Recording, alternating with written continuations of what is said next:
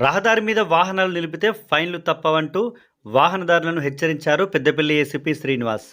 ఈరోజు పెద్దపల్లి జిల్లా కేంద్రంలో బుధవారం రోజున ఉదయం 9 గంటలకు ట్రాఫిక్ అవేర్నెస్ కార్యక్రమాన్ని నిర్వహించారు పెద్దపల్లి ఏసీపీ శ్రీనివాస్. ఈ నేపథ్యంలో మాట్లాడుతూ పెద్దపల్లి పట్టణం జిల్లాగా ఏర్పడ్డ తర్వాత పట్టణంలో భారీ వాహనాలు ట్రాఫిక్ అధికంగా సమస్య పెరిగిందని, ప్రజలు అధికంగా జిల్లా కేంద్రానికి రావడంతో ట్రాఫిక్ సమస్యలు తలెత్తి రోడ్డు ప్రమాదాలు సైతం జరుగుతున్నాయని పేర్కొన్నారు. ఈ నేపథ్యంలో రోడ్డుపైన వాహనాలు నిలిపరాదని, ఒకవేళ వాహనాలు నిలిపినట్లయితే ఫైన్లు తప్పవంటూ వాహనదారులను హెచ్చరించారు.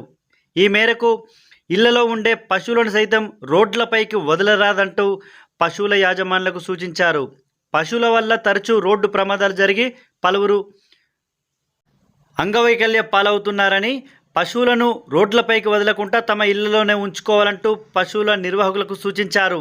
పట్టణంలో ప్రతిరోజు ట్రాఫిక్పై అవగాహన కార్యక్రమాలు ఉంటాయని, రోడ్లపై వాహనాలు నడిపినా, ట్రిపుల్ రైడ్ చేసినా, హెల్మెట్ లేకపోయినా ఫైన్లు తప్పవంటూ వాహనదారులకు తెలిపారు ట్రాఫిక్ ఏసీపీ శ్రీనివాస్. ఈ కార్యక్రమంలో ట్రాఫిక్ పోలీసులు, వాహనదారులు పలువురు పాల్గొన్నారు. పెద్దపల్లి ప్రజలకు తెలియజేయనిది ఏమనగా, మన పట్టణంలో రోజుకి ట్రాఫిక్ విపరీతంగా పెరిగిపోతున్నది. వాహనాల సంఖ్య కూడా అధికంగా పెరిగిపోతున్నది. పైగా మన పెద్దపల్లి నుంచి మంచిర్యాల వరకు, మంచిర్యాల నుంచి మన హైదరాబాద్ వరకు ఇది అతిపెద్ద స్టేట్ హైవేగా, నెంబర్ 1 స్టేట్ హైవేగా ఉంది.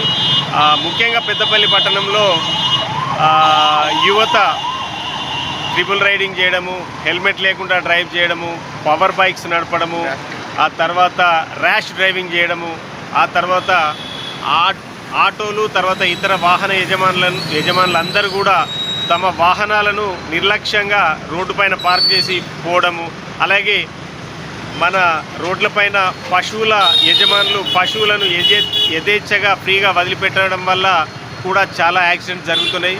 దయచేసి అందరూ కూడా ఈ విషయంలో జాగ్రత్తలు తీసుకొని రోడ్డుపైన వాహనాలు పెట్టకండి. ప్రతి వాహనదారుడు తప్పనిసరిగా హెల్మెట్ మరియు సీట్ బెల్ట్ ధరించాలి. ట్రిపుల్ రైడింగ్ ఎట్టి పరిస్థితిలో చేయకండి. మీ యొక్క మూమెంట్స్ని ఆటోమేటిక్ కెమెరాస్ క్యాప్చర్ చేస్తున్నాయి, ఫైన్లు పడతాయి, ఆ తర్వాత ప్రాణాలకు అపాయం. దయచేసి అందరూ కూడా ట్రాఫిక్ రూల్స్ పాటించండి.